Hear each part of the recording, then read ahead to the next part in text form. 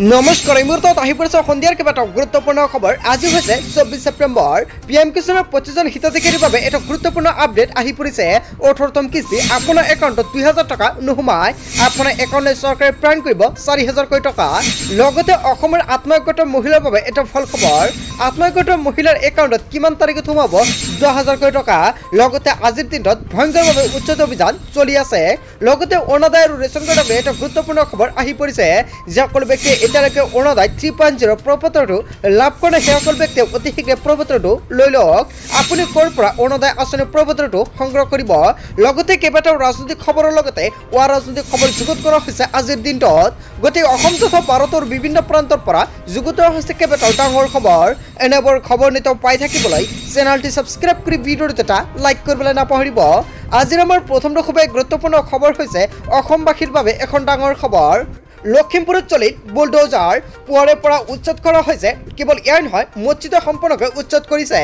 আজিৰ পৰা দুদিনীয়া কাৰ্যসূচীৰে চলিছে সৰ্ববৃহৎ উচ্ছেদ অভিযান। দয়া নাই ক্ষমা নাই নীতিৰে চলিছে উচ্ছেদ। গোৱালপাৰা জিলাৰ লখিমপুৰত চলি আছে ভয়ংকৰ উচ্ছেদ। লখিমপুৰৰ বান্দৰমাথা সংৰক্ষিত বনাঞ্চলত চলি আছে এই উচ্ছেদ অভিযান। ইতিমধ্যে ভূমি এৰি দিয়াৰ বাবে কেইবাবাৰো নিৰ্দেশ প্ৰদান কৰিছে প্ৰশাসনে। বনাঞ্চলখনৰ 118.02 হেক্টৰ বনভূমিত প্ৰায় 55 হেক্টৰ ভূমি বেদখলকাৰীৰ কবলত। প্ৰায় 400 পৰিয়ালৰ 1000 জন লোকক উচ্ছেদ কৰা হ'ব এই অভিযানত। হয় বন্ধু-বান্ধৱীসকল, অৱশেষত আজি পুৱাৰে পৰা ভয়ংকৰভাৱে উচ্ছেদ চলাইছে প্ৰশাসনে। কেৱল ইয়াৰ নহয়, কালিৰ দিনত ভয়ংকৰভাৱে উচ্ছেদ চলাব সেইখন ঠাইতে। বন্ধু-বান্ধৱীসকল, উচ্ছেদৰ বিষয়ত আপুনি কি ক'ব? লগতে যদি কোনোৱে লখিমপুৰৰ পৰা ভিডিঅ'টো চাই আছে তেনে ক্ষেত্ৰত নিশ্চয় কমেণ্ট কৰি জনাব আপোনাৰ অঞ্চলত কেনেকুৱাকৈ উচ্ছেদ অভিযান চলি আছে। তাৰপিছত অসমবাসী ৰাইজক জনাইছো আমাৰ পৰৱৰ্তী খুবেই গুৰুত্বপূৰ্ণ খবৰ। লগতে এখন ডাঙৰ খবৰ, মাটি-বাৰী সম্পৰ্কীয় এটা গুৰুত্বপূৰ্ণ আপডেট প্ৰকাশ পাইছে। খাজনা দিবলৈ যাব নালাগে মৌজাদাৰ অফিচলৈ। অনলাইনতে কিদৰে দিব পাৰিব আপোনাৰ মাটিৰ খাজনা সম্পৰ্কে জানি লওক। অসমৰ মুখ্যমন্ত্ৰী ডক্টৰ হিমন্ত বিশ্ব শৰ্মাই এখন ডাঙৰ মন্তব্য কৰিছে। এতিয়াৰ পৰা আপুনি মাটিৰ খাজনা দিবলৈ যাব নালাগে মৌজাদাৰ অফিচলৈ। অনলাইনতে ঘৰতে বহি দিব পাৰিব মাটিৰ খাজনা। অনলাইনত মাটিৰ খাজনা দিবলৈ আপুনি প্ৰথমতে কৰিব লাগিব পঞ্জীয়ন কৰাৰ পিছতে আপুনি ঘৰতে বহি দিব পাৰিব মাটিৰ খাজনা। পঞ্জীয়ন কৰিবলৈ আপুনি যাব লাগিব আপোনাৰ ওচৰত থকা জনসেৱা কেন্দ্ৰলৈ। লৈ যাব লাগিব পূৰ্বতে দিয়া খাজনাৰ ৰচিদ আৰু পান কাৰ্ড অথবা আধাৰ কাৰ্ড। পান কাৰ্ড আৰু আধাৰ কাৰ্ড অবিহনে আপুনি কৰিব নোৱাৰিব পঞ্জীয়ন। হয় বন্ধু-বান্ধৱীসকল, যদি আপোনালোকৰ মাটিৰ খাজনা দিবলগীয়া আছে অতি শীঘ্ৰে আপুনি পঞ্জীয়ন কৰক। লগতে আপুনি অনলাইনৰ মাধ্যমত কেনেকুৱাকৈ ইয়া দিব যদি আপোনালোকৰ ভিডিঅ' লাগে নিশ্চয় কমেণ্ট কৰি জনাব। নেক্সট ভিডিঅ'ত সম্পূৰ্ণকৈ জনাই দিম আপুনি কেনেকুৱাকৈ অনলাইনৰ মাধ্যমত খাজনা দিব। লগতে যদি মাটি বাৰীক লৈ কিবা আপোনালোকৰ সমস্যা আছে নিশ্চয় কমেণ্ট কৰিব, আপোনালোকক সম্পূৰ্ণকৈ সহায় কৰা হ'ব। তাৰপিছত অসমবাসী ৰাইজক জনাইছো আমাৰ পৰৱৰ্তী খুবেই গুৰুত্বপূৰ্ণ খবৰ। লগতে এখন ডাঙৰ খবৰ, কালগুনি য়াগৰ প্ৰভাৱ 29 ছেপ্টেম্বৰ পৰ্যন্ত ৰাজ্যত হ'ব প্ৰচণ্ড বৰষুণ। উৎকট গৰমৰ পৰা পৰিত্ৰাণ পাইছে ৰাজ্যবাসীয়ে। ৰাজ্যত এতিয়া বৰষুণৰ হাই এলাৰ্ট জাৰি কৰা হৈছে। আগন্তুক 29 ছেপ্টেম্বৰ পৰ্যন্ত ৰাজ্যত হ'ব প্ৰচণ্ড বৰষুণ। বৰষুণৰ লগতে ধুমুহা আৰু বজ্ৰপাতৰ সতৰ্কবাণী জাৰি কৰা হৈছে। কালি বিয়লিৰ পৰা ৰাজ্যৰ প্ৰান্তে প্ৰান্তে হৈছে মুকলধাৰ বৰষুণ। গোলাঘাট, লখিমপুৰ, যোৰহাটত প্ৰচণ্ড ধুমুহাত উভালি পৰিছে গছজোপা। আপোনাৰ ৰাজ্যত যোৱাকালি বৰষুণ হৈছিল নেকি? লগতে কালগুনি য়াগৰ প্ৰভাৱ পৰিব অসম তথা উত্তৰ পূবত। বৰাক উপত্যকাকে ধৰি কেইবাখনো জিলাত য়াগৰ ফলত হ'ব পাৰে বৰষুণ। উৎকট গৰমৰ পৰা পৰিত্ৰাণ পাইছে ৰাজ্যবাসী। বন্ধু-বান্ধৱীসকল, আজিৰ দিনটোত আপোনাৰ অঞ্চলৰ অৱস্থাটো কেনেকুৱা নিশ্চয় আপোনাৰ মন্তব্যটো কমেণ্ট কৰি জনাব। তাৰপিছত অসমবাসী ৰাইজক জনাইছো আমাৰ পৰৱৰ্তী খুবেই গুৰুত্বপূৰ্ণ খবৰ। লগতে এখন ডাঙৰ খবৰ, জিহাদী নহয় সংখ্যালঘুৰ পৰা মানৱ সম্পদ গঢ়িব বিচাৰিছে বিজেপিয়ে। হিমন্ত বিশ্ব শৰ্মাই সংখ্যালঘুৰ পৰা মানৱ সম্পদ গঢ়িব বিচাৰে। সংখ্যালঘু সমাজৰ পৰা মৌলবাদী জেহাদী সৃষ্টি হোৱাটো আমি নিবিচাৰোঁ। অসমত মাদ্ৰাছা বন্ধ, বিজেপিৰ মিত্ৰ নীতিশ কুমাৰে বিহাৰত খুলিব মাদ্ৰাছা। নীতিশ কুমাৰ চৰকাৰৰ এই সিদ্ধান্তই অস্বস্তিত পেলাইছে নেকি বিজেপিক? সাংবাদিকে কৰা প্ৰশ্নক বিভ্ৰান্তিকৰ উত্তৰ বিজেপি সাংসদৰ। কিছুমানে নিজৰ কৰ্মৰে ভাৰত বিৰোধী চৰিত্ৰটো প্ৰকাশ কৰে। ভাৰতক ভাল পোৱা লোকসকলৰ মনত এনেকুৱা ব্যক্তিক লৈ প্ৰশ্ন।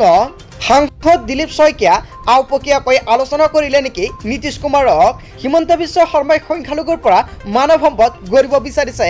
হয় বন্ধু-বান্ধৱীসকল, এটা ডাঙৰ খবৰ, এটা গুৰুত্বপূৰ্ণ খবৰ মুকলি হৈছে। তাৰপিছত অসমবাসী ৰাজক জনাইছো আমাৰ পৰৱৰ্তী খুবেই গুৰুত্বপূৰ্ণ খবৰ, লগতে এখন ডাঙৰ খবৰ। আজি পুনৰ 250 কোটি টকাৰ ঋণ ল'লে হিমন্ত বিশ্ব শৰ্মাৰ চৰকাৰে। আজি পুনৰ 250 কোটি টকাৰ ঋণ ল'লে অসমৰ মুখ্যমন্ত্ৰী ডক্টৰ হিমন্ত বিশ্ব শৰ্মাৰ চৰকাৰখনে। যোৱা 17 ছেপ্টেম্বৰত হিমন্ত বিশ্ব শৰ্মাৰ চৰকাৰে একেদিনাই 500 কোটি আৰু 1000 কোটি টকা ঋণ লৈছিল। এই সপ্তাহৰ ভিতৰতে পুনৰ 1250 কোটি টকাৰ ঋণ ল'লে হিমন্ত বিশ্ব শৰ্মাৰ চৰকাৰে। একে মাহতে 3বাৰকৈ ঋণ ল'লে হিমন্ত বিশ্ব শৰ্মাৰ চৰকাৰে। ইয়াৰ পূৰ্বে যোৱা আগষ্ট মাহতে 2000 কোটি টকাৰ ঋণ লৈছিল হিমন্ত চৰকাৰে। 7 আগষ্টত 1000 কোটি টকাৰ ঋণ লোৱাৰ পিছতে 27 আগষ্টত 1000 কোটি টকাৰ ঋণ লৈছিল অসমৰ মুখ্যমন্ত্ৰী ডক্টৰ হিমন্ত বিশ্ব শৰ্মাৰ চৰকাৰখনে। 1,57,000 কোটি টকাৰ ধাৰুৱা ৰাজ্য চৰকাৰ। বিত্তীয় সংকটৰ জোৰা মাৰিবলৈ প্ৰত্যেক মাহে ঋণ লৈহে অসম চৰকাৰে। আৰু ঋণ লোৱাৰ ক্ষেত্ৰত অভিলেখ ৰচিছে হিমন্ত বিশ্ব শৰ্মাৰ চৰকাৰখনে।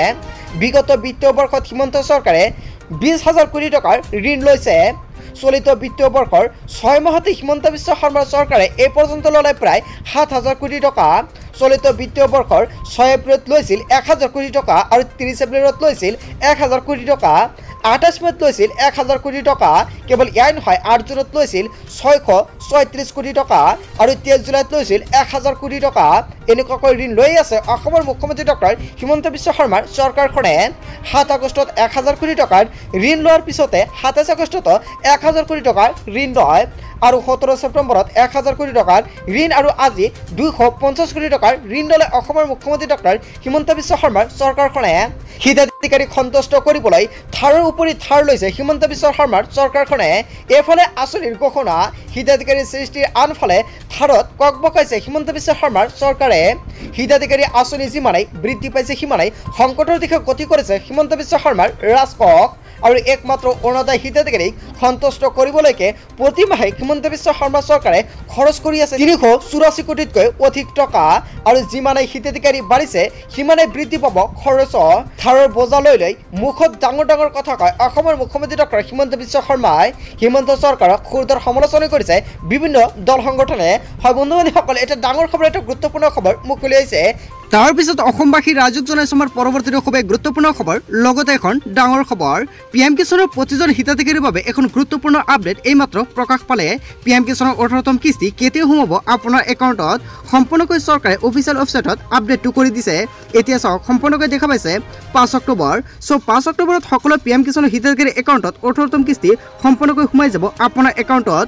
18তম কিস্তি যিসকল ব্যক্তিৰ একাউণ্টত সোমাবলগীয়া আছে সেইসকল ব্যক্তিৰ বাবে এটা ভাল খবৰ আহি পৰিছে। আপুনি কেনেকৈ চেক কৰিব? আপোনাৰ মোবাইল ফোনৰ পৰা প্ৰথমতে যিকোনো এটা ব্ৰাউজাৰ অপেন কৰিব। অপেন কৰি আপুনি সাৰ্চ কৰি দিব PM কিষাণ। জাষ্ট এইখিনি লিখি আপুনি সাৰ্চ কৰিব। যেতিয়া আপুনি সাৰ্চ কৰিব, সাৰ্চ কৰাৰ লগে লগে চাওক আপোনাৰ ওচৰত পেজটো এনেকুৱাকৈ আহি যাব। এতিয়া আপুনি তলত অলপমান স্ক্ৰল ডাউন কৰিব। স্ক্ৰল ডাউন কৰি দেখা পাব ইয়াতে PM কিষাণ বুলি অফিচিয়েল ৱেবছাইটটো দিয়া আছে। জাষ্ট আপুনি ইয়াতে ক্লিক কৰিব। ক্লিক কৰাৰ লগে লগে যেতিয়া আপুনি তলত স্ক্ৰল ডাউন কৰিব, স্ক্ৰল ডাউন কৰাৰ লগে লগে সম্পূৰ্ণকৈ দেখা পাব ইয়াতে সম্পূৰ্ণকৈ দিয়া আছে Honorable Prime Minister will release the 18th installment of PM Kisan scheme on 5 October 2024. So সম্পূৰ্ণকৈ অফিচিয়েল ৱেবছাইটত আপোনালোকে জানিলে। সো বন্ধু-বান্ধৱীসকল, যিসকল ব্যক্তিৰ PM কিষাণৰ টকাটো পোৱাত কোনো ধৰণৰ অসুবিধা হৈছে নিশ্চয় কমেণ্ট কৰি জনাব, সম্পূৰ্ণকৈ সহায় কৰা হ'ব। তাৰপিছত অসমবাসী ৰাজক জনাইছো আমাৰ পৰৱৰ্তী খুবেই গুৰুত্বপূৰ্ণ খবৰ, লগতে এখন ডাঙৰ খবৰ। আত্মসহায়ক মহিলাৰ একাউণ্টত কেতিয়া হ'ব 10,000 কোটি টকা? অসমৰ মুখ্যমন্ত্ৰী ডক্টৰ হিমন্ত বিশ্ব শৰ্মাই কেইবাটাও গুৰুত্বপূৰ্ণ মন্তব্য কৰিব আজি ৰাতি।